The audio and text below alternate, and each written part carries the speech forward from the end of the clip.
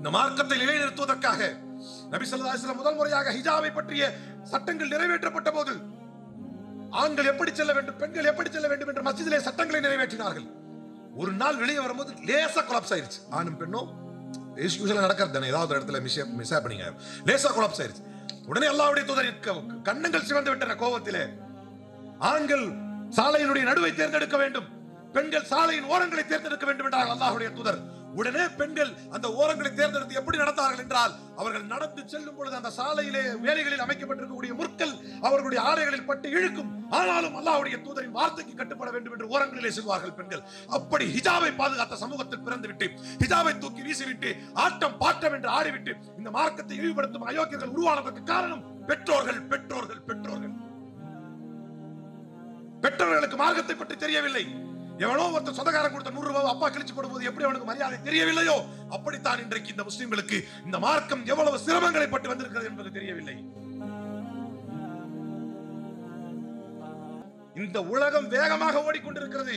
பொருளாதார ரீதியாக முஸ்லிம்களை நசுக்குவதற்கு, அரசியல் ரீதியாக முஸ்லிம்களை நசுக்குவதற்கு, நாளைய தலைமுறை எப்படிப்பட்ட நிலைமை இருக்குமோ என்று நினைக்கும் பொழுதெல்லாம் எனக்கு பர்சனலாகவே என்னுடைய உள்ளம் பதபதைப்பதுண்டு.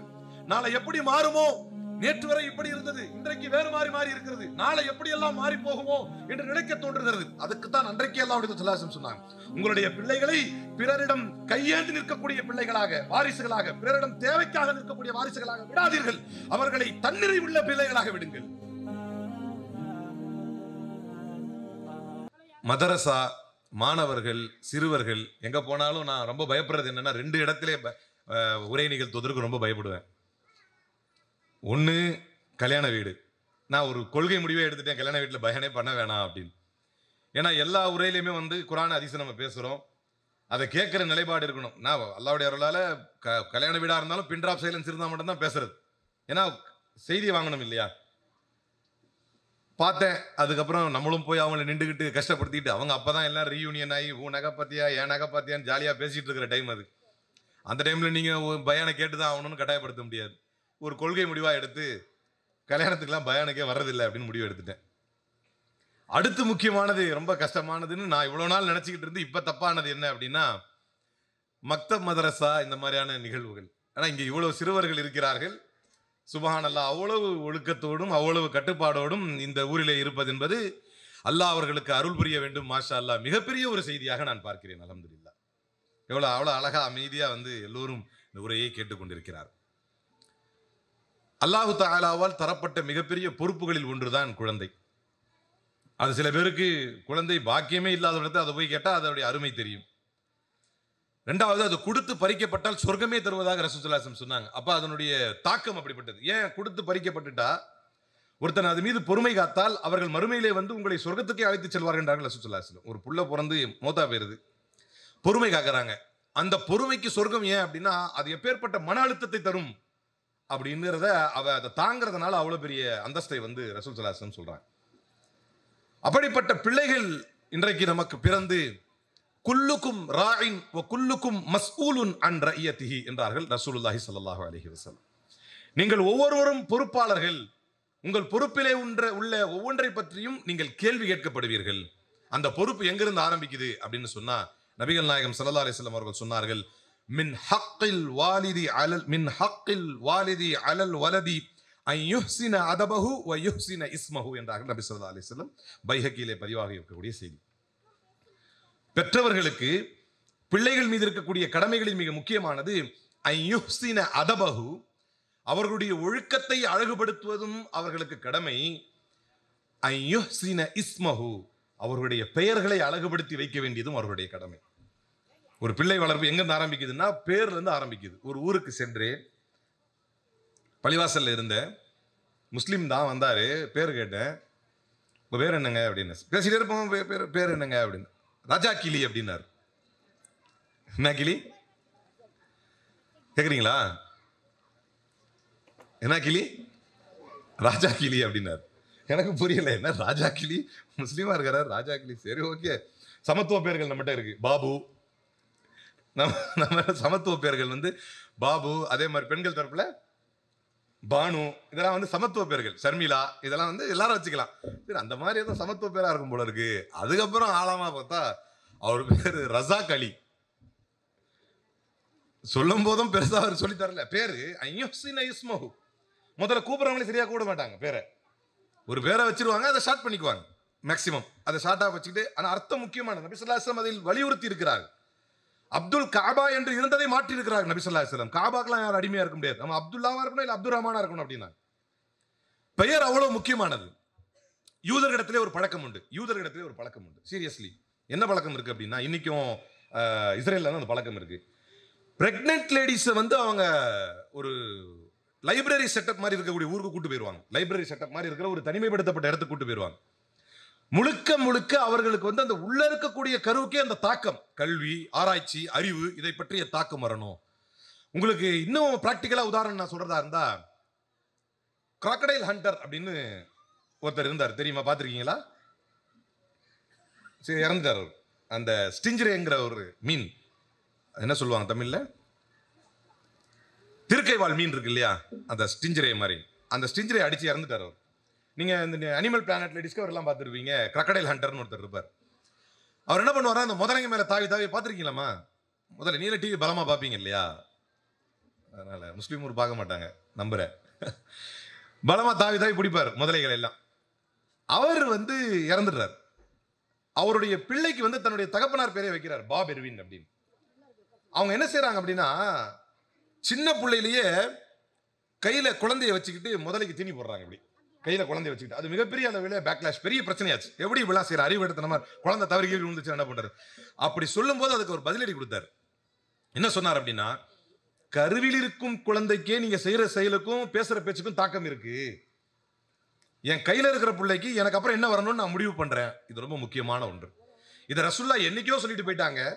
மின் ஹக்கில் வாலிதி அலல் மௌலூதி, உங்களுடைய பிள்ளைகளின் மீது உங்களுடைய பெற்றோர்களுக்கு இருக்கக்கூடிய கடமை ஐயுஹ்சின அதபஹு, அவர்களுடைய ஒழுக்கத்தை நீங்கள் சரி செய்ய வேண்டும். ஐயுஹ்சின இஸ்மஹு, அவர்களுடைய பெயர்களை கூட நீங்கள் சரியாக வைக்க வேண்டும்.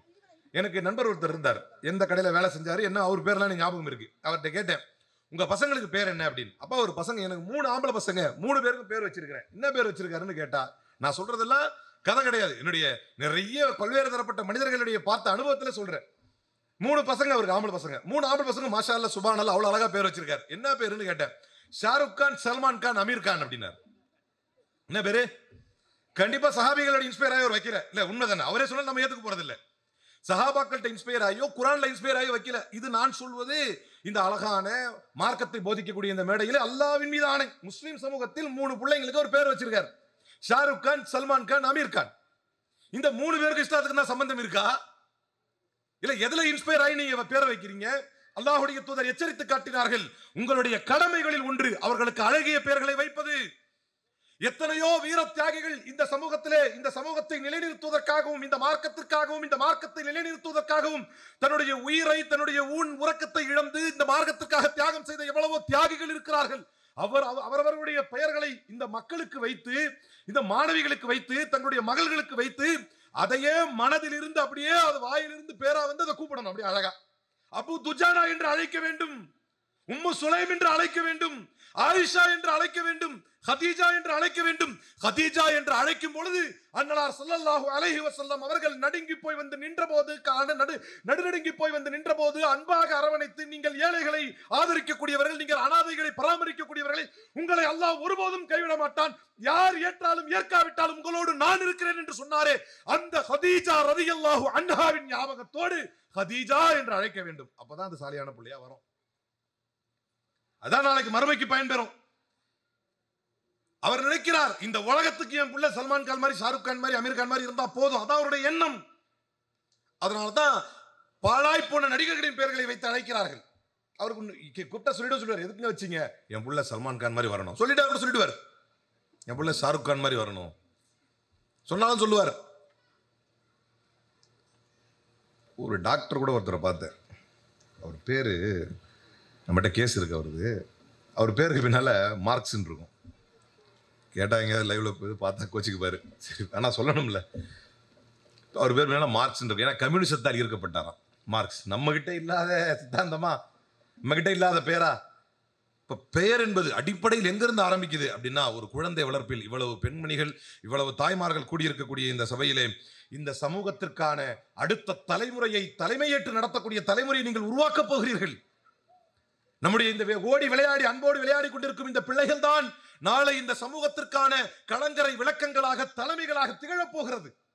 அப்படி திகழப் போபவர்களுக்கு நாம் என்ன பெயரை வைக்கப் போகிறோம் என்பது மிக மிக அவசியமானது. அதுதான் ரசூலுல்லாஹ் சொன்னாங்க, அவர்களுக்கு பெயர் வைப்பது மிக மிக அவசியமானது, அது உங்களுடைய கடமைகளில் ஒன்று என்றார்கள் நபி ஸல்லல்லாஹு அலைஹி வஸல்லம். அதே மாதிரி பொருளாதாரத்தை அவர்களுக்கு சேர்த்து வைப்பது உங்களுடைய கடமை என்றார்கள் நபி ஸல்லல்லாஹு அலைஹி வஸல்லம். அன் ததர வரசத்தக அக்னியா கைரும் மின் அன் ததர்ஹும் ஆலத்தன் யதகஃபலூன அன்னாஸ். மக்களிடத்திலே போய் தேவைகளுக்காக நிற்கக்கூடிய பிள்ளைகளாக நீங்கள் அவர்களை விட்டு செல்வதை விட சிறந்த பொருளாதாரத்தை சம்பாதித்து, நீங்க அதெல்லாம் ஒரு பெரிய சேலஞ்ச். இயலாதவன்லாம் இருக்கான் பார்த்தீங்களா, ஆகாதவன் இயலாதவன் அவன் இஸ்லாத்தை வந்து துணைக்கு இழுத்துக்குவான். இஸ்லாத்தும்படி நான் வந்து ரொம்பலாம் எனக்கு வேணாம்ப்பா, நான் அப்படி. இன்னைக்கு வேற மாதிரி உலகம் போய்கிட்டு இருக்கு. This is a competitive world. You have to compete with the face of that world. இந்த உலகம் வேகமாக ஓடிக்கொண்டிருக்கிறது. பொருளாதார ரீதியாக முஸ்லிம்களை நசுக்குவதற்கு, அரசியல் ரீதியாக முஸ்லிம்களை நசுக்குவதற்கு, நாளைய தலைமுறை எப்படிப்பட்ட நிலைமை இருக்குமோ என்று நினைக்கும் பொழுதெல்லாம் எனக்கு பர்சனலாகவே என்னுடைய உள்ளம் பதவதைப்பது உண்டு. நாளை எப்படி மாறுமோ, நேற்று வரை இப்படி இருந்தது, இன்றைக்கு வேறு மாறி இருக்கிறது, நாளை எப்படி எல்லாம் மாறி போகுமோ என்று நினைக்க தோன்றுகிறது. அதுக்குத்தான் அன்றைக்கு அல்லாஹ்வுடைய தூதர் சொன்னாங்க, உங்களுடைய பிள்ளைகளை பிறரிடம் கையேந்தி நிற்கக்கூடிய பிள்ளைகளாக, வாரிசுகளாக, பிறரிடம் தேவைக்காக நிற்கக்கூடிய வாரிசுகளாக விடாதீர்கள், அவர்களை தன்னிறைவு உள்ள பிள்ளைகளாக விடுங்கள். அதுக்காக செல்லம் கொடுத்து என் பிள்ளைக்கு எந்த கஷ்டமும் தெரியக்கூடாதுன்னு வளர்க்கக்கூடாது. அது வேற. கஷ்டத்தை தெரியணும், leave him under crisis situations, let him groom from that. அதுல இருந்தே வளர்ந்து வரட்டும், அது வேற விஷயம். ஆனால் நாளை நமக்கு பின்னால் அந்த பொருளாதார சிரமம் இருக்குல்ல. ஏன்னா இன்னைக்கு பாருங்க, சமுதாயத்தில், இஸ்லாமிய சமூகத்தில் வேதனைக்குரிய விஷயம் ஃப்ராடுங்க அதிகம். சீரியஸ்லி, அது எங்கேயுமே நம்ம பயப்பட வேண்டியதில்லை. ஃப்ராடுங்க அதிகம். என்னடா பேரு பார்த்தா, பணம் வாங்கினாரு தரல, இப்படி வந்தாரு தரல, தாடி வச்சாரு, துப்பி வச்சாரு. நம்ம கிட்டேயே ஒரு 1.5-2 கோடிக்கு கேஸ் ஓடிட்டு இருக்குது. நம்ம பர்சனலாவே எல்லாம் வாங்கினதெல்லாம் யாருன்னா முஸ்லீம் தான். இதற்கு காரணம் என்ன அப்படின்னா, பொருளாதார ரீதியாக தன்னிறை உள்ள ஒரு சமூகமாக இந்த சமூகம் உருவாகணும். சும்மா பேச்சு இதுல குறிப்பு என்னன்னா, இதுல வாங்கினவன் எனக்கு தெரிஞ்சு விவரம் தெரிஞ்சு எல்லாரும் தொப்பி வச்சு தாடி வச்சான். ரசூலுல்லாஹ்வுடைய வழிகாட்டுதல் எங்கெங்கெல்லாம் நம்ம மிஸ் பண்றோமோ அங்கெங்கெல்லாம் பெரும் துயரத்தை நம்ம சந்திக்கிறோம். பொருளாதார ரீதியாக நம்முடைய பிள்ளைகளை, நமக்கு பின்னால் நம்முடைய பிள்ளைகளை சிறந்த தன்னிறைவாக விட்டுட்டு போல அப்படின்னா அவர்கள் வட்டியின் பக்கமாக செல்கிறார்கள், அவங்க ஃபோர்ஜரியின் பக்கமா போறாங்க. எல்லாத்துக்கும் மேல, ஏன்னா இந்த தாய்மார்கள் நம்முடைய பிள்ளைகளை சொல்லி சொல்லி வளர்க்க வேண்டும். நாம் பார்க்கக்கூடிய மிக வேதனையான ஒரு விஷயம், போதைப் பொருளை கடத்தக்கூடியவர்களாக இன்றைக்கு இஸ்லாமிய இளைஞர்கள் கன்சியூம் பண்றான், டிராபிக்கிங்கும் பண்றான், சாப்பிடும் தானும் எடுக்கிறான். அன்னைக்கு ஊர் பேரை சொல்ல விரும்பல, பக்கத்துல உங்க ஊர் தான், வரும்போது கூட அவர்கிட்ட கேட்டு வந்த அந்த ஊர் எங்க இருக்குன்னு.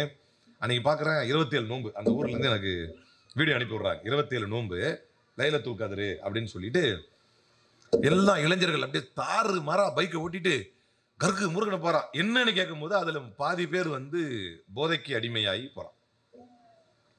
இன்னைக்கு இது ஒரு பெரிய மெனாஸ். எந்த போதையை ஒழிப்பதற்காக அல்லாஹ்வுடைய தூதர் வந்தார். ஏன்னா இது குறிப்பாக தாய்மார் இடத்துல தான் இருக்குது. ஒரு அம்மா என்னிடத்துல ஒரு 1.5 வருஷத்துக்கு முன்னால ஒரு அம்மா என்கிட்ட பேசுறாங்க, அதுவும் ஒரு முஸ்லீம் ஊர் தான். அந்த அம்மா என்கிட்ட பேசும்போது சொல்றாங்க, என் பிள்ளை தங்கமானவன், அவனுக்கு என்ன பொறாத நேரமோ தெரியல, இதை பண்ணிட்டான். இது போன்ற அயோக்கியத்தனமான பேச்சுகளை விடுங்கள். என் பிள்ளை நல்லவன், என் பிள்ளை. நீங்கள் ஆரம்பம் முதலே அல்லாஹுவை, அல்லாஹுடைய மார்க்கத்தை, அந்த மார்க்கம் சொல்லும் கடமைகளை சொல்லி வளர்த்திருந்தால், அடே நம்முடைய சமூகம் எப்படிப்பட்ட போதைப் பொருட்களை தடை செய்யக்கூடிய சமூகம் என்று உனக்கு தெரியுமா? உலக சமூகத்திற்கே முன்மாதிரியாக 1430 ஆண்டுகளுக்கு முன்பாக எந்த தலைவரும், எந்த சித்தாந்தமும், எந்த கொள்கையும் இந்த போதைகளை பற்றி பேசாத போது, இன்னமல் ஹம்ரு வல் மைசிரு வல் அன்சாபு வல் அஸ்லாம் ரிஜ்சும் மின் அமலி ஷைத்தான் ஃபஜ்தனிபூஹு, போதைப் பொருட்களை முற்றிலுமாக துடைத்தெறிந்து முழுமுற்றிலுமாக துடைத்தெறிந்து, என்றைக்கு இந்த வசனம் இறங்கியதோ அன்றைக்கு பீப்பாய்களாக தன்னுடைய வீடுகளில் போதைப் பொருட்களை பதுக்கி வைத்திருந்த சஹாபாக்கள் எல்லாம், அதை தடை இல்லை அதனால வச்சிருந்தாங்க, அந்த பீப்பாய்கள் எல்லாம் அடித்து உடைத்த போது இந்த ஆயத்துக்கு இந்த ஆயத்துக்கு தப்சீரை எழுதும் பொழுது முஃபஸ்ஸிர்கள் எழுதினார்கள், மதீனத்து தெருக்களில் மதுவின் பெருக்கு ஏற்பட்டு விட்டதோ என்று நாங்கள் நினைக்கும் அளவிற்கு அனைவரும் அதை விட்டொழித்தார்கள். அப்படிப்பட்ட புரட்சி. மதுவை தப்புனே பார்க்கல. நம்ம ஊர்ல அஜந்தா பாக் போற மாதிரி சாப்பிட்டு இருந்தாங்க. அதை விட அஜந்தா பாக் கூட இல்ல, பெருமையின் அடையாளம். இப்ப நம்ம இந்த ஊர் சைட்லாம் பாத்தீங்கன்னா வெளிநாட்டுல இருந்து டக்குனு வீடு கட்டுவாங்க, பெருசா வீடு கட்டி பெருமை அடிச்சுக்குவாங்க. அந்த மாதிரி வச்சிருந்தான். ஹலால் தானே வீடு கட்டுறது, அந்த மாதிரி ஹலாலா வச்சிருந்தான். உங்க வீட்டில் எவ்வளோ பழமையான போதை இது இருக்குது, திராட்சை ரசம், அதான் ஒயின் எவ்வளோ இருக்கு? எங்கள் வீட்டில் ஒரு 90 வருஷம் இருக்கும், எங்கள் வீட்டில் 110 வருஷம் இருக்கு. பெருமையாக பேசிக்குவாங்க.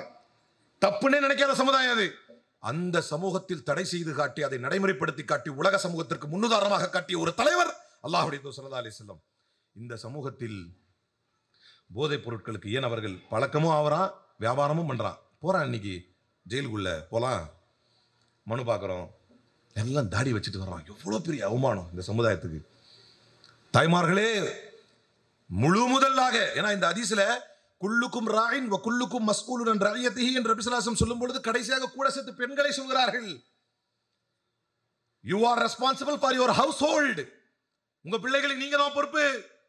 மறுமை என்று ஒன்று நடக்காது என்று நினைத்துக் கொண்டீர்களா? மரணம் என்று ஒன்று இல்லை என்று நீங்கள் கனவு கண்டீர்களா? நிச்சயமாக ஒவ்வொருவருக்கும் மரணம் உண்டு. அந்த மரணத்துக்கு பின்னால் மன்னரை உண்டு. அந்த மன்னரைக்கு பின்னால் மறுமை உண்டு. அந்த மறுமையில் ஒவ்வொருவரையும் அல்லாஹ் எழுப்பி கேள்வி கேட்பான். உனக்காக தரப்பட்ட பிள்ளையை நீ எப்படி வளர்த்தாய் என்று அல்லாஹ் கேட்பான். ஒவ்வொரு தாய்க்கும் அந்த கடமை உண்டு. தன் பிள்ளைகளோடு அதிக நேரம் செலவிடுபவள் தாய். இன்றைக்கு இந்த சமூகத்தில் உத்தம தூதர் ஸல்லல்லாஹு அலைஹி வஸல்லமின் சமூகத்தில் தாடி இவ்வளவு பெருசா எனக்கு வெறியா வரும். எதுக்கு நீ இவ்வளவு பெரிய தாடி வச்சிருக்கிற எனக்கு புரியல. மெத்தப்பட்ட மீன் கடத்திட்டு வர்ற, ஐஸ் கடத்திட்டு வர்ற, அல்பராசோலம் டேப்லெட் கடத்திட்டு வர்ற, எல்லா ஸ்டாம்ப் கடத்திட்டு வர்ற, எல்லாமே அதிமோசமான பயங்கரமான போதைப் பொருட்கள். தாடி வச்சிருக்கிறான். இப்படி ஆக தாடி இல்லாதவங்களாம் நல்லவன் சொல்ல வரல, தாடியையும் வைத்துக்கொண்டு இப்படிப்பட்ட செயலை. அப்போ இது யாரிடத்தில் நான் அடிக்க, அதனால்தான் எப்போதெல்லாம் எனக்கு நம் வீட்டு தாய்மார்களோடு இப்படி உரை நிகழ்த்தக்கூடிய வாய்ப்பு கிடைக்கிறதோ அப்போதெல்லாம் இதை அழுத்தமாக சொல்கிறேன். இது சமூகத்தில் மிகப்பெரிய கேடு. இதை ஒழிக்கக்கூடிய வாய்ப்பு அல்லாஹ் உங்களுடைய கைகளில் தான் கொடுத்திருக்கிறார். ஏன்னா சிகரெட் அடிக்கும் போது அது பெருசா தெரியறது இல்லை. சொன்னா கூட எல்லாரும் செய்யறாங்க, நம்ம மட்டும் என்னத்தை போட்டு கட்டாயப்படுத்திக்கிட்டு அப்படின்னு தந்தைகளும் தான். தந்தை மாதிரி வீட்டில் அடிப்பாரு, இவரை பார்த்து அவர் ஸ்டைலா கத்துக்குவார். இவர் வாங்கிட்டு வர சொல்லுவார், டேய் போய் அதை வாங்கிட்டு வா அப்படின்னு. இவர் வாங்கிட்டு வர சொல்லுவாரு, அவர் வலிச்சு பார்த்தா தப்புன்னு சொல்லுவார். எல்லாருக்கும் கடமை இருக்கிறது. அப்ப பொருளாதாரம் என்பது எங்கெங்கெல்லாம் பிரியுது அப்படின்னா அந்த பொருளாதாரத்தை காப்பதில் எவ்வளவுலாம் முயற்சி எடுக்கிறாங்க அப்படிங்கிறது ரொம்ப முக்கியமானது. பொருளாதார ரீதியாக உங்கள் பிள்ளைகளை தன்னிறைவான பிள்ளைகளாக விட்டு செல்லுங்கள் என்றார்கள் அல்லாஹ்வுடைய தூதர் ஸல்லல்லாஹு அலைஹி வஸல்லம். அப்போ அதுக்கேற்ற அட்வைஸ், அதுக்கேற்ற உலமாக்களுடைய கைடன்ஸ் உங்களுக்கு வேணும். உலமாக்களுடைய கைடன்ஸ் நம்ம தான் ஒரு விஷயம் ஞாபகம் வருது. ஒருத்தர் என்ன பண்ணானா, ஒரு ஊரில் ஒரு பையன் இருந்தானா. அந்த பையன் ரொம்ப சேட்டக்கார பையனாக இருந்தானா. அப்போ உடனே அவங்க அம்மா வந்து அவனை சரி பண்ணணும்னு நினச்சி, அவனை சரி செய்யணும் அப்படின்னு நினச்சி எவ்வளவோ அட்வைஸ் சொல்லி பார்த்துருக்காங்க. அவன் கேட்கல. சரி, இவன் நம்ம சொல்லி தான் கேட்கல, அப்பா அம்மா நம்ம வீட்டுக்கார சொல்லி தான் கேட்கல, நம்ம ஹஸரத்திட்டையாவது கொண்டு போய் ஏதாவது அட்வைஸ் பண்ண வைப்போம் அப்படின்னு கூட்டு போயிருக்காங்க. கூட்டு போன உடனே ஹஸரத் ரொம்ப பிஸியாக இருந்திருக்கார் ஊரில். அப்போ போன உடனே என்னம்மா பிரச்சனை அப்படின்னும் போது, அது சரிப்பட்டே வரமாட்டேங்கிறான், எதுவுமே ஒழுக்கப்படலை, தொழுவ மாட்டேங்கிறான். மெயினாக என்ன தொழுவுறானா, தொழுவுறது இல்லை, எதுவுமே சரிப்பட்டு வரல அப்படின்னு. சரி, அது வந்து சொல்லியிருக்கார். ஊரில் வந்து அவங்க ஊரில் ஒரு எருவு மாடு வச்சுருந்தா ரொம்ப பெருமையாக நினைப்பாங்களாம். என்ன மாடுமா கவனிக்கிறீங்களா இல்லையா?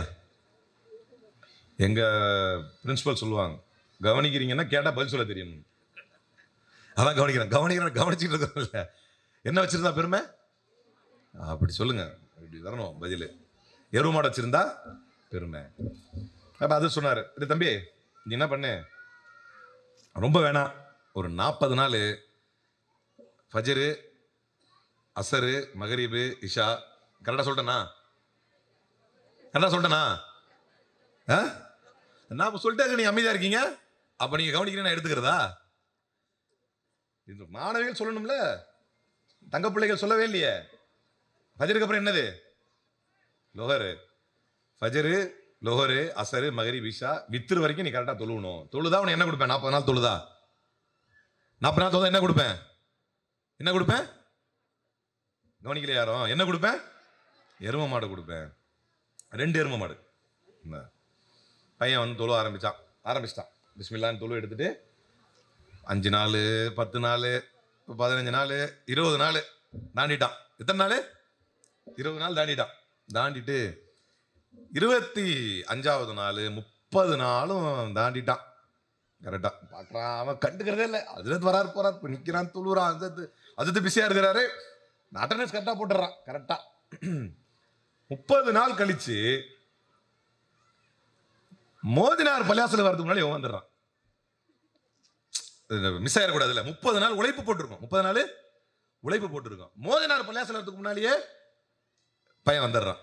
கரெக்டா 35 நாள் ஆச்சு. இமாம் வரதுக்கு முன்னாலே வர ஆரம்பிச்சிட்டான். சரி, ஃபர்ஸ்ட் இமாம் வரதுக்கு முன்னால, அதுக்கப்புறம் மோதினார் வரதுக்கு முன்னால, அதான் டைம் முன்னால. அதுக்கப்புறம் 35 நாள், 36, 37 நாள்லாம் முடியும் பொழுது என்ன பண்ணிட்டான் அப்படின்னா, அசருக்கு வந்தா, மகரீபுக்கு வந்தா இஷா முடிச்சு தான் போறது. ஏன்னா ஏதாவது ஒரு காரணமா நம்ம வெளியே போக, அப்புறம் எங்கேயாவது நம்ம சைக்கிள்கள் ஓட்டி தடுக்கி விழுந்து அங்கே எங்கேயாவது மிஸ் ஆகி மாட்டிக்கிட்டோம்னா என்ன பண்றது? மகரீப்காரவன் இஷா முடிச்சு தான் போறது. அதுக்கப்புறம் இன்னும் தீவிரமாயிட்டான். 2 நாள் தான் இருக்கு. இன்னைக்கு 2 நாள் தான் இருக்குது, நம்ம விடக்கூடாதுன்னு சொல்லி அசருக்கு வரவன் டீ போறாகிற தின்றதை விட வெளியே போறது இல்லை. அசரு, மகரிபு, இஷா முடிச்சுட்டு தான் 39, 40வது நாள் ஃபஜ்ரு, துஹரு, அசரு, மகரிபு, இஷா முடிச்சுட்டு அன்னைக்கு மட்டும் கொஞ்சம் வித்திர வேகமா தொழுதுட்டான். ஏன்? யார்கிட்ட கேட்கணும்? ஹஸ்ரத்திட்ட கேட்கணும். அப்ப ஹஸ்ரத் சிரிச்சிட்டே இருக்காரு. நம்ம ஹஸ்ரத் கிடையாது, இது கற்பனை ஹஸ்ரத், விட்டுருங்க, அவர் சண்டைக்கு வந்துருவார். என்ன பள்ளியாசல் வெளியே நிக்கிறாப்ல, இப்படி வாசல்ல ஹஸ்ரத் ஜாலி அப்படியே ஓதிட்டு போறாரு வெளியே. ஹஸ்ரத் ஸலாம் அலைக்கும் அப்படின்னு கவனிக்கல. அவரு ஜுபாவை பிடிச்சிட்டான். ஹஸ்ரத் என்னப்பா தம்பி, யாரு நீ? யார் நீயா? மறந்துட்டீங்களா? என்ன சொன்னீங்க ஞாபகம் இருக்கா? அடடே நம்ம புள்ள என்ன சொன்ன உனக்கு? 40 நாள் தொழுதா மாடு கொடுக்குது, முடிஞ்சிருச்சா அப்படின்னு. 40 நாள் தொழுது பர்ஃபெக்டா தொழுதுங்க நீங்க பாக்குறீங்களா நினைச்சிட்டு இருக்கிறேன். சரி சரி தொழுதுட்டல, தொழுதுட்டேன், அதெல்லாம் விடுங்க, மாட்டை கொடுங்க அப்படின்னு. தம்பி ராஜா, நிர்வாகத்தில் கொடுக்குற சம்பளம் எனக்கே பத்தல. என்ன இதை மட்டும் கோச்சிங் மாட்டாரு நினைக்கிறேன். எங்க நிர்வாகத்தில் கொடுக்குற சம்பளம் எனக்கே பத்தல. நீ 40 நாள் தொழுதன்னா, அப்படியே உனக்கு பழகிறோம் அப்படின்னு பழக்கப்படுத்துறதுக்காக தான்ப்பா சொன்னேன். இப்படிலாம் நீங்க பண்ணுவீங்கன்னு எனக்கு தெரியுங்க. அதனாலதான் நான் எந்த தொழுகைக்கும் உழுவே எடுக்கல அப்படின்னு. நான் எந்த தொழுகைக்கும் உழுவே எடுக்கல. அவன் எவ்வளவு தெளிவா இருந்தான் பாருங்க. அப்ப நாம் எதை நோக்கி இந்த பிள்ளைகளை நகர்த்துகிறோம்? உனக்கு மறுமையில் உண்டு. நீங்க சொல்ல வேண்டியது மறுமையை பற்றிய அச்சம் நம்முடைய பிள்ளைகளின் உள்ளங்களில் நிறுவப்படாத வரை, உலக ரீதியான ஆதாயங்களையும் உலக ரீதியான சன்மானங்களையும் வெகுமதிகளையும் கொடுத்து கொடுத்து மட்டுமே நம்முடைய பிள்ளைகளை நாம் வளர்க்கும் வரை, இவர் நம்ம பையன் தான், இவனுக்கு ஹிஸ்டரி எடுத்த மண்டைக்கு ஏறல, இங்கிலீஷ் சொல்லி கொடுத்த மண்டைக்கு ஏறல, ஜியோகிராபி எதுவுமே மண்டைக்கு ஏறல, அதனால நீங்க என்ன பண்ணுங்க, பேசாம மதரசால வச்சுக்கீங்க. யார் அனுப்பி விடுவாங்க? யார் உலக கல்விக்கு தகுதியே இல்லையோ, அதில் ஒரு விஷயம் தான் எனக்கு அல்லாஹ்வுடைய அருள்ல பெரிய சந்தோஷம். எங்க வீட்டில் 3 பேர் இருந்தோம். எங்க அப்பா என்ன ரொம்ப சந்தோஷப்படுவார். நல்லா படிக்கிறேன்னு சந்தோஷப்படுவார். என்ன ஐஏஎஸ் ஆகணும்னு சொன்னார். இதான் உண்மை. நீ கலெக்டர் ஆகணும்னு சொன்னார். எனக்கு என்னமோ அல்லாஹ் இதாயத் போட்டா நம்ம இன்னைக்கு ஆலிம் ஆகணும் அப்படின்னு ஒரு எண்ணம் போட்டா. நீ நல்லா படிக்கிறவனா இருந்தீங்கன்னா எங்க அப்பா என்ன ஒரு வார்த்தை சொல்லுவார், யானைக்கு தன் போல தெரியாது, நீ எதுக்கு ஆலிம் ஆகணும்னு நினைக்கிறேன் சொன்னாரு. ஆனா எனக்கு இந்த பேர் பெரியவங்களுடைய துவா. எங்க ஹஸ்ரத் இன்னொருத்தவங்க இருந்தாங்க, முகமது அலி மன்பை ஹஸ்ரத் அப்படின்னு, தவல் அல்லாஹு ஹயாத்தஹு. ஹஸ்ரத் எங்களை சொல்லிட்டாங்க, துவா அப்பவே ஓதுவாங்க, நீ மார்க்கத்துக்காக போகணும், படிக்கணும், மார்க்கங்களி. ஹஸ்ரத் சொன்னது என் மைண்ட்ல இறங்கிருச்சு. இன்னைக்கு மக்தப் மதரசா ஏன் அப்படின்னா, என்னுடைய தந்தைக்கு அந்த ஆசை இருந்ததோ தாய்க்கு ஆசை இருந்ததோ எனக்கு தெரியாது, அல்லாஹ்க்கு தான் தெரியும். ஆனால் எங்க ஹஸ்ரத்துக்கு இருந்துச்சு. எங்க ஹஸ்ரத் துவா செஞ்சுட்டே இருப்பாங்க, 3 பேர்ல ஒரு பிள்ளைய மார்க்க கல்வி கொடுங்க, 3 பிள்ளைல ஒரு பிள்ளைய மார்க்க கல்விக்கு கொடுங்க அப்படின்னு எங்க கண்ணியத்துக்கும் பெரும் மரியாதைக்கும் உரிய எங்களுடைய ஹஸ்ரத் அவர்கள் சொல்லிக் கொண்டிருந்த அந்த வார்த்தை அல்லாஹ் நம் விஷயத்தில் கபூல் செய்து விட்டான் என்று நினைக்கும் போதெல்லாம் அல்லாஹ்வுக்கு நன்றி செலுத்துகிறேன். அதற்குத்தான் இந்த மார்க்க கல்வி. ஆனால் இன்றைக்கு சமூகத்திலே யாரிடத்தில் உலகத்தில் இன்வெஸ்ட் செய்தா அவன் பிரயோஜனப்பட மாட்டானோ அவனை கூட போய் அவனை மாசம் சேர்த்து விட்டுறலாம், பிரச்சனை இல்லை, அவன் படிச்சுட்டு வரட்டும். உங்கள் பிள்ளைகளை மார்க்க ரீதியாக நீங்கள் வளர்க்காத வரை, நான் கண்கூடாக பார்த்த ஒரு காரியத்தை சொல்கிறேன், அவ்வளவு படிக்க வச்சாரு. ரொம்ப நாள் என்கிட்ட ஒரு கிளைண்டா இல்ல, ஆனா அந்த கேஸை கொண்டு வந்தாரு. என் பிள்ளைக்கு இப்படி படிக்க வச்சேன், ஓஎம்ஆர்ல வீடு எடுத்து கொடுத்தேன், இவ்வளவு கஷ்டப்பட்டேன். அவர் ஒடுனா காட்டுறாரு, வயசான மனுஷன், இவ்வளவு கஷ்டப்பட்டேன், நல்ல இடம், ஒரு ஒரு சம்பந்தம் வந்தபோது கஷ்டப்பட்டு எப்படியாவது அதை பிடிக்கணும்னு சொல்லி அந்த இடத்துல அவனுக்கு கல்யாணம் பண்ணி கொடுத்தேன். இவ்வளவும் செய்த அவர் அந்த பிள்ளைக்கு மார்க்கத்தை சொல்லாததுடைய விளைவு, தன்னுடைய கைகளில் 2 பையை வச்சுட்டு ஆபீஸுக்கு வந்தார். மார்க்கத்தை சொல்லவில்லை. உங்கள் தந்தைகளுக்கு நீங்க செய்ய வேண்டிய பணிவிடை உங்களுடைய கடமை என்று அல்லாஹ்வுடைய தூதர் சொல்லிக் கொடுத்ததை அவருக்கு சொல்லவில்லை, அல்லது அல்லாஹ்வுடைய பயம் அவருக்கு இல்லை. அத்தனையும் செய்த அவர் தன்னுடைய பிள்ளைக்கு மார்க்கத்தை தராததுடைய விளைவு நடுவீதிக்கு விரட்டப்பட்டார். அது இந்த உலகத்துக்கு மட்டுமா? அதான் கிடையாது. நீங்கள் இறந்ததற்கு பின்னால், நீங்கள் இந்த உலகை விட்டு பிரிந்ததற்கு பின்னால் உங்களுக்கு எந்த புள்ள வேணும்? அன்னைக்கு தூக்கிட்டு போறாங்க. நம்ம எங்க ரெடிஸ் வந்து நம்முடைய அலுவலகம் பல அலுவலகம், அது ஒரு அலுவலகம். என்னுடைய அலுவலகத்தை எதிர்க்கு வந்து நம்ம ஆயிஷா பள்ளின்னு பெரிய பள்ளி இருக்கு. தொழுதுட்டு வந்தா எப்பவுமே அசரில் வந்து வாய்ப்பு கிடைக்கும், ஜனாசாவுடைய வாய்ப்பு கிடைக்கும். எப்பவுமே தொழுதுட்டு அன்னைக்கு வெளியே வர எனக்கு தெரிஞ்சவங்க என்னப்பா அப்படின்னு, அவங்களுடைய மகன் வந்து தூக்க மாட்டேங்கிறான் ஜனாசாவை. நான் சொல்ற குழியில இறங்கினா பிள்ளைய 4 பேர் 2 பேர் இறங்கினா பிள்ளைய இறக்கலாம்ல. நல்லா கேட்டுக்கங்க தாய்மார்களே. டீ அப்புறம் கொடுத்துறீங்களா? டீ சாப்பிட்றீங்களா? டீ அப்புறம் கொடுங்க. டீயா என்னது அது? நியாயமா வந்து கத்திட்டு இருக்கிறேன். நான் தான் டீ சாப்பிட்டு ரெஸ்ட் எடுத்து பேசணும். இல்லை நான் பேச தூக்கமா வருதா உங்களுக்கு? விட மாட்டேன். டீயை கொடுங்க. டீ குடிங்க, அப்புறம் குடிக்கலாம். கொஞ்சம் அமைதிக்காரங்கள, முக்கியமான விஷயம். கொஞ்சம் தாய்மார்கள் அமைதிக்கார. நீ செய்யறது செய்ய, நான் எங்க வேலையை நாங்க பார்த்துட்டு இருக்கிறோம் அப்படின்னா முன்னிச்சா கூட வாங்கிட்டு ரிட்டர்ன் வாங்கிட்டீங்களா? சந்தோஷம். எங்க விட்டேன்? டீ குடிச்சோம் சொல்லுங்கம்மா. எங்க விட்டீங்க? எங்க விட்டேன்? நானு கவனிச்சுட்டே தான் டீ சாப்பிட்டு இருக்காங்க. தெளிவா இருக்கிறாங்க. பரவாயில்ல, அல்லாஹ் அவருடைய ஆற்றலை அதிகப்படுத்தட்டும். ஜனாசா போகுது. அம்மா இறந்துருக்கிறாங்க. நல்லா கேளுங்க தாய்மார்களே, அம்மா இறந்துருக்கிறாங்க. அவன் புள்ள வந்து தூக்கல. நான் தூக்கல, அதே யோசிச்சேன் நான். அதுக்கப்புறம் குழியிலே இறங்கல. குழியில இறங்குறது எல்லாரும் இறங்கிட மாட்டாங்க. ஆனா தூக்க கூட இல்லையே, ஏன்னு கேட்டேன். அப்போது அவர்கள் சொன்னார்கள், அவன் கொஞ்சம் தண்ணி சாப்பிட்டுருக்கான். எப்படி? இவன் உங்களுக்கு என்ன துவாவை கேட்டு, இதா மாத்த ரஜுலுன் இன்கதஅ அன்ஹு அமலுஹு இல்லா ஸலாஸ், ஒரு மனிதன் இறந்து விட்டால் அனைத்தும் மறுபட்டு போகும். முதல்ல என்னது? 3ல முதல்ல என்னது? வலதுன் சாலிஹுன் யதுஉ லஹு, உங்களுக்காக பிரார்த்தனை செய்யும் சாலிஹான பிள்ளை. உங்கள் பிள்ளை உங்களுக்கு கோடி கோடியாக சம்பாதித்து கொடுப்பானா? தெரிய வேண்டிய உத்தரவாதமா தெரிய வேண்டிய அவசியம் இல்லை. உங்கள் பிள்ளை மிகப்பெரிய சாதனையாளர் ஆவானா? உத்தரவாதமா தெரிய வேண்டிய அவசியம் இல்லை. எல்லாமே ஷார்ட் லிவிங் தான். அதெல்லாம் ரொம்ப பெரிய அவசியம் இல்லை.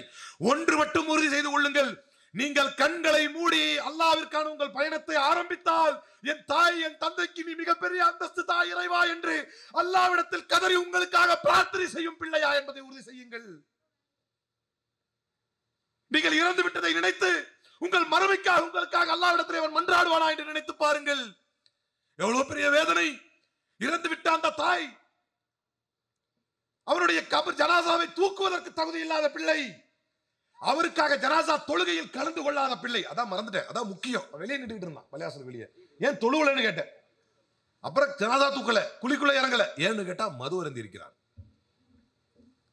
இது வெளிப்படையா தெரிஞ்சது. சில பேர் நீங்க நம்ம பிள்ளையை பெற்றிருப்போம், அவன் துவாலாம் கேட்பாங்க, ஆனா அல்லாஹ் ஏத்துக்க மாட்டாங்க துவாவை. அக்லாக் இல்லாத பிள்ளைகள். இப்ப பிள்ளைகள் எப்படி வளர்க்கப்பட வேண்டும்? அனஸ் பின் மாலிக் ரலியல்லாஹு அன்ஹு அவர்கள் சொல்கிறார்கள், இது அப்துல்லா பின் அப்பாஸ் ரலியல்லாஹு அன்ஹு சொல்கிறார்கள், நான் எங்களுடைய மாமி வீட்டில் இருப்பேன், ரசூலுல்லாஹ்வுடைய மனைவி இருப்பேன். அப்போ ரசூல் ஸல்லல்லாஹு அலைஹி வஸல்லம் எந்திரிச்சு நைட்டில் தொழுவாங்க.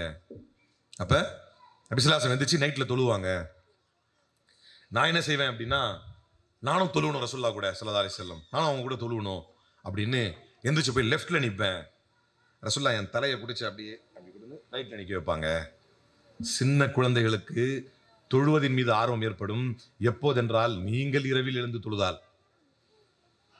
நம்ம எதை செய்கிறோமோ, இன்னைக்கு எல்லாம் முஸ்லிம் சமூகத்திலே மிகப்பெரிய பேராபத்தாக மாறி இருப்பது இந்த இரவு நேர ரோந்து.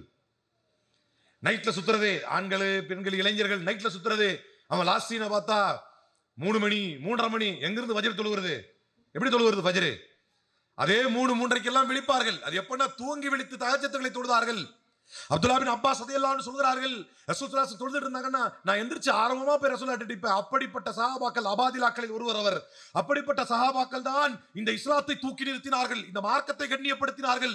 அப்படிப்பட்ட சஹாபாக்கள் தன்னை சுற்றி இருக்கும்போது அல்லாஹ்வுடைய தூதர் ஸல்லல்லாஹு அலைஹி வஸல்லம் சொன்னார்கள், நுஸிர்து பிர்ருஅபி ஊதிது பி ஹம்ஸின் லம் யுதவுன் அஹது மின் Kapil நுஸிர்து பிர்ருஅபி மஸீரத ஷஹரின். If I am there far away from 1 month of travel from my enemy, and my enemy will have my fear in his heart. நான் ஒரு மாச கால தூரத்தில் இருந்தாலும் என்னை பற்றிய பயம் என்னுடைய எதிரிகளின் உள்ளத்தில் அல்லாஹ் வைத்தான். காரணம் என்ன? சுற்றி இருந்தவர்கள் எல்லாம் அப்படி உத்தம சஹாபாக்கள், அப்படிப்பட்ட சமூகத்தை உருவாக்கினார்கள். அந்த சமூகத்தை உருவாக்குவதில் பெரியவர்களின் பங்கு அப்படி இருந்தது. இன்னைக்கு நம்முடைய பங்கு என்ன? 12 1 மணி வரைக்கும் ஒன்னு டிவி பார்க்கறான், இல்லைன்னா ஆளுக்கு ஒரு கோணத்திலிருந்து போன் பண்றான். புள்ள கத்திக்கிட்டே இருந்தான், நம்ம கேட்கறோம், சரி நீ ஒரு பக்கம் அவன் ஒரு பக்கம் போன் பண்ணிட்டே இருக்கீங்களா நைட்டு 11 வரைக்கும், புள்ள தொந்தரவு பண்ணும் என்ன பண்ணுவீங்க? அவனுக்கு ஒரு போன் வாங்கி கொடுத்துருவோம், நீ வச்சுக்க, நீ ஒரு போன் வச்சுட்டு எங்கேயோ மலையேறி போய்விட்டது. மக்தப் மதரசாக்கள், எஸ்எர்எல் குரான்கள், அந்த அப்படியே தாரை தாரையாக வரிசையாக நடந்து வந்த பிள்ளைகள். எங்க அசத்தெல்லாம் எங்களை அடிச்சாங்கன்னா ரத்த அந்த அடி உள்ள இன்னைக்கு வந்து எல்லாத்துக்குமே சட்டம் பேசுறான். எங்க அலியசத்தை அடிச்சாங்கன்னா 2 கை அப்படி பிடிச்சி இந்த லுங்கி கட்டிட்டு இருப்போம், லுங்கி போட்டு சட்டையை போட்டு மதரசாவுக்கு போனா டமால் டமால் டமால் அந்த லுங்கில சவுண்ட் வரும். அந்த ஒவ்வொரு அடியையும் அல்லாஹ் பரக்கத்தாக்கினான், அந்த ஒவ்வொரு அடியையும் அல்லாஹ் ஹிதாயத்தாக்கினான். இன்றைக்கு எல்லாருக்கும் பாசம், எல்லாருக்கும் பாசம், எதற்கெடுத்தாலும் பாசம். அப்ப எப்படி கண்டிக்கிறது? என்ன மொத்தமே டோட்டலா கம்யூனிட்டி சேஞ்ச் ஆயிருச்சு. பாசம் பாசம், அது எப்படி? அதே உங்களுக்கு என்ன அவ்வளவு பெரிய இது அதிகாரம் வந்துச்சு? எப்படி பிள்ளைய உதைப்பீங்க, எப்படி பிள்ளைய அடிப்பீங்க? உங்களால் செக் பண்ண முடியலன்னு தான் அதிரத்திட்டு வர்றாங்க. எங்க அசத் அலியசத் வந்து மாசாக்கு வராம கோழி விளையாண்டு இருந்தா கிரவுண்ட் இன்ஸ்பெக்ஷனே போயிடுவார், போய் அப்படி நின்றுவார் விளையாடுற பக்கத்துல. திடீர்னு திரும்பி பார்த்தா அதிர்ச்சி ஆயிடுவான்.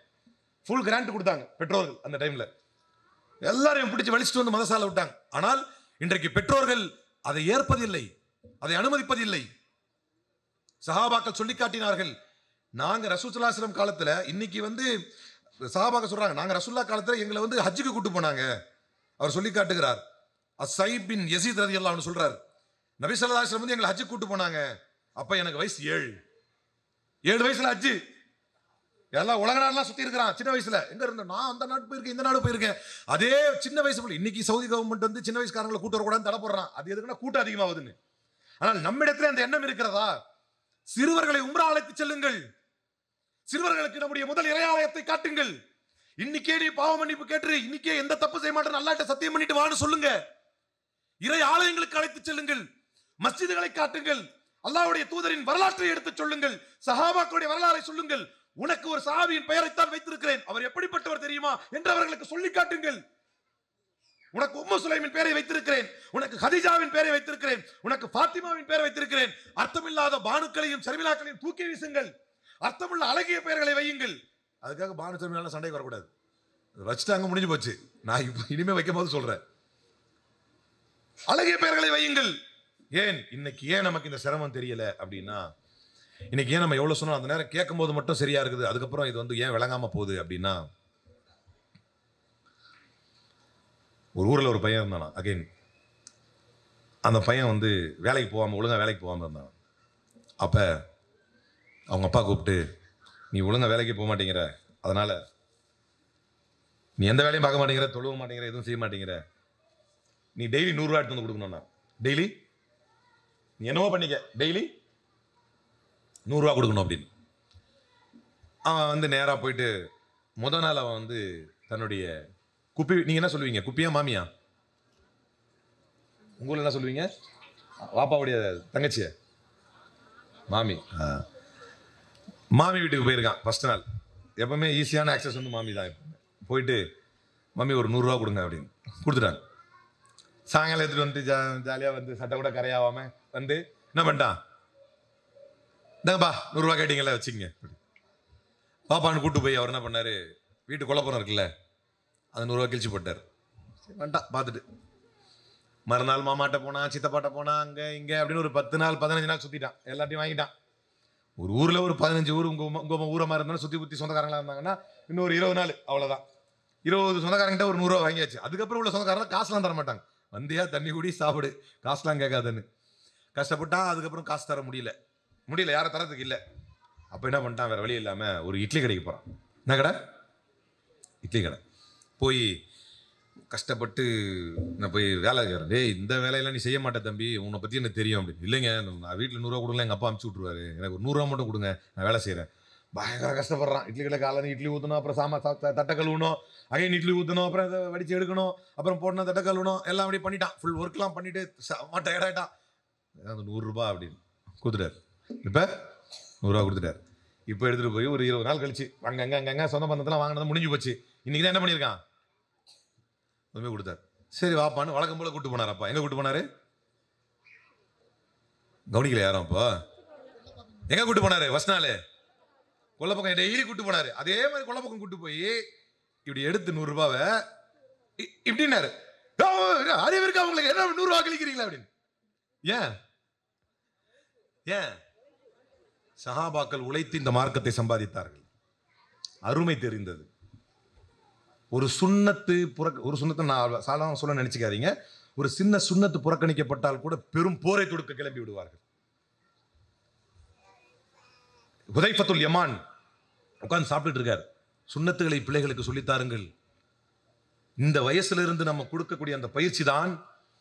ஹுதைஃபத்துல் யமான் உட்கார்ந்து சாப்பிட்டுட்டு இருக்கார். ரசூலுல்லாஹ் காலத்துக்கு அப்புறம், ஸல்லல்லாஹு காலத்துக்கு அப்புறம் சாப்பாடு பருக்கைகள் கீழே விழுது. எல்லாம் பெரிய பெரிய ஆஃபீஸர்ஸ், பெரிய டெலிகேட்ஸ். அவர் அப்படியே எடுத்து போட்டு, இன்னைக்கு நம்ம அல்லாஹ்வுடைய அருளால 5 ஸ்டார் ஹோட்டல் போனாலும் நம்ம நிலைமை அதுதான். நம்ம ரசூலுல்லாஹ் நமக்கு என்ன சொல்லி கொடுத்தாலும் அதுதான். அவன் கூட நினைப்பான் 5 ஸ்டார் ஹோட்டல் வச்சுட்டு எந்திரிச்சாதான் மரியாதைன்னு. நம்ம வலிச்சிட்டு தான் எந்திரிப்போம்.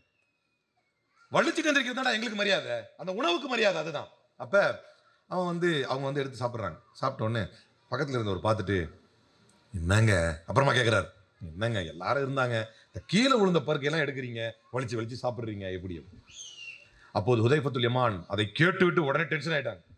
கேட்டுவிட்டு சொன்னார்கள் ரலியல்லாஹு அன்ஹு, அத்ருக்கு சுன்னத்த நபியினா லிஹாவுலாயில் ஜுஹலா, இந்த மடையர்களுக்காகவா எங்கள் இறைத்தூதரின் சுன்னத்தை விட சொல்கிறாய்? இவெல்லாம் மடப்பையடா. இன்றைக்கு என்னென்னலாம் நடிகர்கள் என்று காட்டுகிறார்களோ, இன்றைக்கு எதையெல்லாம் ட்ரெண்ட் என்று காட்டுகிறார்களோ, இன்றைக்கு எதையெல்லாம் ஃபேஷன் என்று காட்டுகிறார்களோ, இன்றைக்கு எதையெல்லாம் பாட்டு நிகழ்ச்சி ஆட்ட நிகழ்ச்சி என்று காட்டுகிறார்களோ, இதில் சென்றால் மரியாதை அதில் சென்றால் மரியாதை என்ற முஸ்லிம்களுக்கு பிள்ளைகள் எல்லாம் அதுல போய் பாடிக்கிட்டு இதுல போய் ஆடிக்கிட்டு அதை பெருமையா ஹிஜாபை போட்டுக்கிட்டு என் பிள்ளை அப்படி சூப்பர் என்று சொல்கிறார்களோ, இவையெல்லாம் என்ன? இவையெல்லாம் மடையர்கள். இந்த பெருமை உங்களை தூக்கி நிறுத்துமா? இந்த பெருமை உங்களை கண்ணியப்படுத்துமா? இது இழிவடையும், இம்மையிலும் இழிவை தரும், மறுமையிலும் சத்தியமாக இழிவை தரும். அல்லாஹ் இழிவுபடுத்திய தீர்வான். என் பிள்ளை 2 பிள்ளைங்க எப்படி ஆடுது, இதை பார்த்துட்டு இந்த முஸ்லிம் சமுதாயத்துக்கு வெறுப்பு அப்படின்னு சொல்றான் ஒருத்தன். மானங்கெட்டவன். இவன் உடலிலே இஸ்லாத்தின் ரத்தம் மூடுகிறதா? இந்த மார்க்கத்தை படித்திருக்கிறானா? இந்த மார்க்கத்தை நிலைநிறுத்துவதற்காக நபி ஸல்லல்லாஹு அலைஹி வஸல்லம் முதல் முறையாக ஹிஜாபை பற்றிய சட்டங்கள் நிறைவேற்றப்பட்ட போது ஆண்கள் எப்படி செல்ல வேண்டும், பெண்கள் எப்படி செல்ல வேண்டும் என்று மஸ்ஜிதிலே சட்டங்களை நிறைவேற்றினார்கள். ஒரு நாள் வெளியே வரும்போது லேசா கொலாப்ஸ் ஆயிருச்சு. ஆணும் பெண்ணும் யூசுவலா நடக்கிறது தானே, ஏதாவது இடத்துல மிஸ் ஹேப்பனிங் ஆகும், லேசா கொலாப்ஸ் ஆயிருச்சு. உடனே அல்லாஹ்வுடைய தூதரின் கண்ணங்கள் சிவந்து விட்டன கோபத்திலே. ஆண்கள் சாலையினுடைய நடுவை தேர்ந்தெடுக்க வேண்டும், பெண்கள் சாலையின் ஓரங்களை தேர்ந்தெடுக்க வேண்டும் என்றார்கள் அல்லாஹ்வுடைய தூதர். உடனே பெண்கள் அந்த ஓரங்களை தேர்ந்தெடுத்து எப்படி நடந்தார்கள் என்றால், அவர்கள் நடந்து செல்லும் பொழுது அந்த சாலையிலே வேலைகளில் அமைக்கப்பட்டிருக்கக்கூடிய முற்கள் அவர்களுடைய ஆடைகளில் பட்டு இழுக்கும். ஆனாலும் அல்லாஹ்வுடைய தூதரின் வார்த்தைக்கு கட்டுப்பட வேண்டும் என்று ஓரங்களிலே செல்வார்கள் பெண்கள். அப்படி ஹிஜாபை பாதுகாத்த சமூகத்தில் பிறந்துவிட்டு, ஹிஜாபை தூக்கி வீசிவிட்டு, ஆட்டம் பாட்டம் என்று ஆடிவிட்டு இந்த மார்க்கத்தை இழிவுபடுத்தும் அயோக்கியர்கள் உருவானதற்கு காரணம் பெற்றோர்கள். பெற்றோர்கள் பெற்றோர்கள்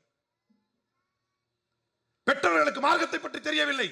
எவனோ ஒருத்தர் சொந்தக்காரன் கொடுத்த 100 ரூபாய் அப்பா கிழிச்சு போடும்போது எப்படி அவனுக்கு மரியாதை தெரியவில்லையோ, அப்படித்தான் இன்றைக்கு இந்த முஸ்லிம்களுக்கு இந்த மார்க்கம் எவ்வளவு சிரமங்களை பட்டு வந்திருக்கிறது என்பது தெரியவில்லை. நபி ஸல்லல்லாஹு ஒரு நாள் சஹாபாக்கள் என்று பார்க்கிறார்கள். புகாரியிலே முஸ்லிமிலே பதிவு செய்யப்பட்ட செய்தி.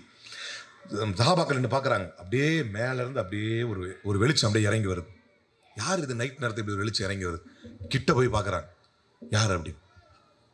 கிட்ட போய் பார்த்தா நம்முடைய உயிரினும் மேலான உலகின் உத்தம தூதர் ஸல்லல்லாஹு அலைஹி வஸல்லம் இறங்கி வருகிறார். யா ரசூலல்லாஹ், என்ன நைட்ல இப்படி இறங்கி வரீங்க? என்ன தனியா விளக்கு பிடிச்சிட்டு வரீங்க? இந்த பள்ளத்தாக்கிற்கு அந்தப்புறம் ஒரு வியாபார கூட்டம் வந்திருக்கிறது. அந்த வியாபார கூட்டம் நாளை காலை கிளம்பி சென்று விடும். அதற்கு முன்னர் இந்த மார்க்கத்தை அந்த மக்களுக்கு எத்தி வைப்பதற்காக சென்று கொண்டிருக்கிறேன் என்றார்கள். அப்படி சிரமப்பட்டு வந்ததம்மா இந்த மார்க்கம் நம்முடைய கைகளிலே. ரசூலுல்லாஹி ஸல்லல்லாஹு அலைஹி வஸல்லம் அவருடைய கண்ணீர், அல்லாஹ்வுடைய தூதரின் ரத்தம், சஹாபாக்களுடைய தியாகம், இந்த மார்க்கம் நம்முடைய கைகளுக்கு வந்திருப்பது இத்தனை நூற்றாண்டுகள் கடந்து, இவ்வளவு சதிகளை கடந்து, இவ்வளவு எதிரிகளை கடந்து, இவ்வளவு எதிர்ப்புகளை கடந்து இந்த மார்க்கம், இந்த குர்ஆன், இந்த ஹதீஸ், இந்த சஹாபாக்களுடைய வரலாறு அனைத்தும் நம்மிடத்தில் இருக்கிறது என்றால் அதற்கு பின்னர் லட்சக்கணக்கான தியாகம் ஒளிந்திருக்கிறது. யாராலையும் அசைக்க முடியல இன்னைக்கு இந்த மார்க்கத்தை. பலஸ்தீன்ல அடிக்கிறாங்கிறான், அடிச்சாலும் அவன் அங்கதான் இருக்கிறான், வரலாறு நின்றுட்டு தான் இருக்கிறான். ஏன்னா அவன் ஏற்றுக்கிட்ட மார்க்கம் அப்படி. அவ்வளவு பெரிய தியாகத்துல இந்த இஸ்லாம் வந்துச்சே. தாயிஃப் நகரத்து வீதியில் அல்லாஹ்வுடைய தூதரை இழுத்து அடித்தார்களே, ரத்தம் சொட்ட சொட்ட அல்லாஹ்வுடைய தூதர் ஓடினார்களே, இவர்கள் இல்லை என்றால் இவர்களின் சந்ததிகள் ஏற்பார்கள் என்றார்களே, அவர்களின் நம்பிக்கை அல்லாஹ் பொய்ப்பிக்கவில்லையே, இன்றைக்கு ஒருவர் விடாமல் அனைவரையும் தாயிஃபிலே முஸ்லிமாக்கி வைத்தானே, அந்த தியாகத்தில் அல்லவா மலர்ந்தது இந்த மார்க்கம். அந்த தியாகத்தை நம்முடைய பிள்ளைகளுக்கு சொல்லணும். முஸ்அப் பின் உமைர், இன்னொரு 2 minutes. முஸ்அப் பின் உமைர் ரலியல்லாஹு அன்ஹு, அப்படியே யங் யூத், எவ்வளவு அழகு அப்படின்னா ரசூலுல்லாஹி சொல்லுவாங்க ஸல்லல்லாஹு அலைஹி வஸல்லம், இவரை மாதிரி என்னை யாருமே கவரல. No one admired me like him. அவ்வளவு அழகு, வனப்பு, ஆடை, நறுமணம். அப்படி போனாருன்னா இந்த தெருவில் அவர் நடந்தாருன்னு சொல்லலாம். அந்த முஸ்அப் பின் உமைர் சொல்லுவாங்க இல்லையா, வாழ வேண்டிய வயசு, வாழ வேண்டிய வயசு. வாழ வேண்டிய வயசுல ஒன்றும் கிடையாது, எல்லாருக்கும் தெரியும் எப்போ வாழணும் எப்போ வாழ வைக்கக்கூடாதுன்னு. அப்படி சொல்லுவாங்க வாழ வேண்டிய வயசுன்னு. 16-17 வயசுலலாம் மதீனாக்கு போயிட்டார், பிரச்சாரகரா இமாமா போயிட்டார். மதீனால அவர் தான் ரசூலுல்லாஹ் வரதுக்கு முன்னாடி அவர் தான் போய் பிரச்சாரம் பண்ணார் 16-17 வயசுல. நம்முடைய பிள்ளைகளுக்கு அந்த திறமை வருமா? உசாமா பின் ஸைத் 18 வயதில் படைத்தளபதி, 18 வயசுல ரசூலுல்லாஹ் அப்படி உருவாக்குனாங்க சமுதாயத்தை. அதனாலதான் நின்னுச்சு அப்படி. 17 வயசுல ஹிஜ்ரத் பண்ணி மதீனாவுக்கு போய் மதீனால இமாமா இருக்கார். பத்ர் போர் வருது, உஹது போர் வருது. அவ்வளவு அழகு, வனப்பு. அவர் நடந்து போனா அப்படி இருக்கும். அவங்க அம்மா மலிகா வந்து ஆடைகள்லேயே அவ்வளோ விலை உயர்ந்த ஆடைகளை கொடுப்பாங்க. அப்படி ஆடையெல்லாம் அணிஞ்சிட்டு வருவார். அந்த முஸ்அப் பின் உமைர் உஹது போர்க்களத்தில் ரசூலுல்லாஹ் நிக்க வச்சுட்டு போனாங்க ஒரு இடத்துல, இங்கிருந்து நகரக்கூடாது அப்படின்னு. எந்த அளவுக்கு கட்டளை போட்டாங்கன்னா, நம்ம ஜெயிச்சிட்டோம் அப்படின்னு நம்முடைய முஸ்லீம்கள் கீழே வந்து மலைக்கு கீழே முஸ்லீம்கள் வந்து வார்பூட்டிஸ் இந்த போரில் கிடைக்கிற பொருட்களை அள்ளுனா கூட நான் சொல்ற வரைக்கும் இறங்கக்கூடாது அப்படின்னா, நம்ம தோத்துட்டோம் அப்படின்னு எதிரிகள் நம்முடைய கழுத்துல ஏறி மிதிச்சு கழுகுகள் நம்ம பிணங்களை தின்னா கூட நான் சொல்ற வரைக்கும் இறங்கக்கூடாது அப்படின்னா, அது அப்படியே கரெக்டாக ஃபாலோ பண்ணி நின்றாங்க முஸ்அப் பின் உமைர். ரசூலுல்லாஹ் சொல்லாத வரைக்கும் நகரக்கூடாது அப்படின்னு ஸல்லல்லாஹு அலைஹி வஸல்லம் அப்படியே நின்றாங்க. நின்னதுடைய விளைவு ஒரு கை வெட்டப்பட்டது, மறுகை வெட்டப்பட்டது, கூறாக பிளக்கப்பட்டார். அழகும் வனப்பும் அழகு இளமை கொண்ட அவ்வளவு அழகான ஒரு இளைஞர் கொடூரமாக அல்லாஹ்வுடைய பாதையிலே அவர் வெட்டப்பட்டு ஷஹாதத்தை அடைந்து விட்டார். ரசூலுல்லாஹ் போயிட்டு அவருடைய உடலை வந்து அடக்கம் செய்வதற்காக தலையை மறைக்கிறாங்க, கால் தெரியுது. தன் வாழ்நாள் முழுக்க பசினா என்ன, வறுமனா என்னன்னே தெரியாத செல்ல புள்ள வீட்டில் அவருக்கு என்ன தலையெழுத்தா இந்த மார்க்கத்திற்காக தியாகம் செய்ய வேண்டும் என்று. இந்த மார்க்கத்தின் தியாகிகளை நாம் இழிவுபடுத்திக் கொண்டிருக்கிறோம் நம்முடைய செயல்களின் மூலமாக என்பதை தெரிந்து கொள்ள வேண்டும். காலை இழுத்தா தலை தெரியுது, தலை இழுத்தா கால் தெரியுது. துணி பத்தல கஃபனுக்கு. இந்த மார்க்கத்திற்காக அவ்வளவு தியாகம் செய்த அவர், முஸ்அபை போன்று என் மனம் கவர்ந்தவர் யாரும் இல்லை என்றார்கள் அல்லாஹ்வுடைய தூதர். அந்த முஸ்அபுக்கு அவருடைய உடலை அடக்கம் செய்யும் போது கஃபன் பத்தவில்லை. அவரை தஃபன் செய்யும் போது வேறு வழி இல்லாமல் அல்லாஹ்வுடைய தூதர் அந்த தலையை மறைத்துவிட்டு கால்களுக்கு சில இலைகளை போட்டு மூடிவிட்டு கனத்த இதயத்தோடும் கலங்கிய கண்களோடும் அந்த இடத்தை விட்டு வந்தார்களே, அந்த முஸ்அப் பின் உமைர் ரலியல்லாஹு அன்ஹுடைய தியாகத்தில் வளர்ந்தது இந்த மார்க்கம். இந்த முஸ்லிம் பெண்கள் வெறுத்து போட்டு ஹிஜாபை தூக்கி வீசிவிட்டு ஆட்டம் போடும் பொழுதும், இந்த முஸ்லிம் இளைஞர்கள் தாடி வைத்துக் கொண்டு போதைப் பொருட்களை கடத்தும் பொழுதும், அதை அருந்தும் பொழுதும், அந்த முஸ்அப் பின் உமைரை நினைத்து பார்க்கட்டும் நாம் எப்படிப்பட்ட மார்க்கத்தின் தூதுவர்கள் என்பதை. அல்லாஹ் அமானிதமாக தரப்பட்ட இந்த பொறுப்பை பெற்றோர்களாக, இளைஞர்களாக, ஏன்னா மறுமையில் அப்படியே இளைஞர்களுக்கும் சொல்கிறேன், மறுமையில் இந்த 4 கேள்விகளுக்கு பதில் சொல்லாமல் நம்முடைய கால்கள் நகரப்போவதில்லை. லா தஸூலு கதமா அப்தின், அடியானுடைய 2 கால்கள் நகராது. எதுவரை என்றால் அன் உம்ரிஹில்லதி ஃபீமா அஃபனாஹு, முதல் கேள்வி உன் வயசை எப்படி கழிச்ச. 2வது ஸ்பெஷல் கொஸ்டின் அன் ஷபாபத்திஹில்லதி ஃபீமா அஃபனாஹு, உன்னுடைய இளமையை எப்படி கழித்தாய். ரொம்ப முக்கியமான கேள்வி. அந்த இளமையை அல்லாஹ்வின் மார்க்கத்திலே, இந்த மார்க்கத்தின் பணியிலே செலவழிக்கக்கூடிய அனஸ் பின் மாலிக் ரலியல்லாஹு அன்ஹு சொல்றாங்க, 10 வயசுல இருக்கும்போது ரசூலுல்லாஹ் என்கிட்ட கொண்டு போய் விட்டாங்க.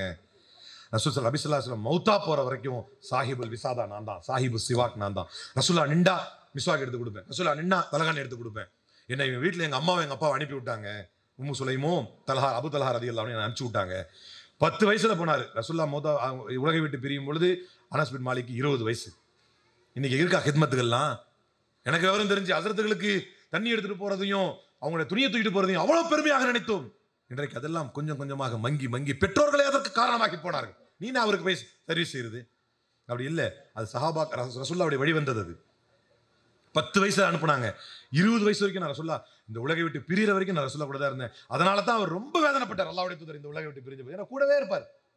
அப்படி சிறுவர்களை மஸ்ஜிதோடும், மஸ்ஜித் இமாம்களோடும், இறைவனுடைய திருமறை புத்தகத்தோடும், இர்ஃபான் பத்தானுடைய அப்பா வந்து பலியாசல் மோதினாரா இல்லை இமாமான்னு தெரியல, ஒரு பேட்டி கொடுத்தார். நல்லா தாடி வச்சிருப்பார். அவனுங்க என்ன பண்றானுங்கிறது வேற விஷயம். ஆனா அவர் அந்த பேட்டியில சொன்னாரு, என் புள்ள பள்ளிவாசல பெருக்குவான். he used to sweep the masjid. அவர் இமாமோ அல்லது மோதினாரோ ரெண்டுல ஏதோ ஒண்ணு. முஅத்தின். he used to sweep the masjid. அவர் சொன்னார் ஒரு பேட்டியில, அவன் பள்ளிவாசலை பெருக்குவான். now see where he is. அல்லாஹ் அவன் எங்க வச்சிருக்கான் பாரு. அதுக்கப்புறம் அல்லாஹ் நினைச்சானா இல்லையான்னு அல்லாஹ்க்கு தெரியும், அது வேற விஷயம். ஒழுங்கா நடக்கிறானா இல்லையான்றது அல்லாஹ்க்கு இருக்கும். ஆனா அல்லாஹ் அவனை எங்க உயர்த்தினா? மஸ்ஜிதோடும் இமாம்களோடும் அல்லாஹுடைய மார்க்கத்தோடும் இந்த குரானோடும் ஹதீஸோடும் தொடர்புபடுத்தப்பட்ட பிள்ளைகளாக நம்முடைய பிள்ளைகள் வளர வேண்டும். அதை தொடர்புபடுத்தக்கூடிய பெற்றோர்களாக நம்முடைய பெற்றோர்கள் இருக்க வேண்டும். இந்த மார்க்கத்தினுடைய மகத்துவம் பிரிந்த இளைஞர்களாக நம்முடைய இளைஞர்கள் வர வேண்டும். இந்த மார்க்கத்தினுடைய மகத்துவத்தை தன்னுடைய தோள்களில் சுமந்து அடுத்த தலைமுறைக்கு பத்திரமாக அப்படியே கடத்தக்கூடிய பொறுப்புமிக்க இளைஞர்கள் இந்த சமூகத்தில் உருவாகி வர வேண்டும் என்று வல்ல இறைவனை வேண்டி கேட்டு என்ன வாய்ப்பளித்தமைக்கு நன்றி கூறி விடைபெறுகிறேன். நன்றி. வாஹிர் தவான் அல்ஹம்துலில்லாஹி ரப்பில் ஆலமீன். அஸ்ஸலாமு அலைக்கும் வரஹ்மத்துல்லாஹி வபரகாத்துஹு.